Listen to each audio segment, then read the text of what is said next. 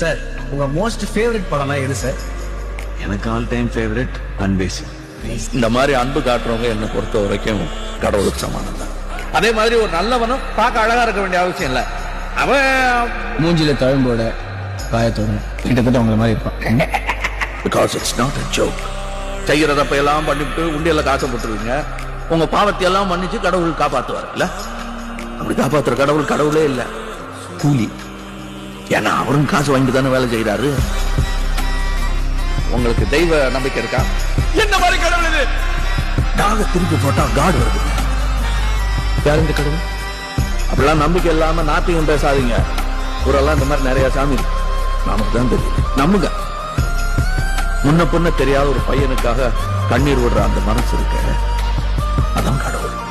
ஏன்னா நானும் கடவுள். You're a last word freak.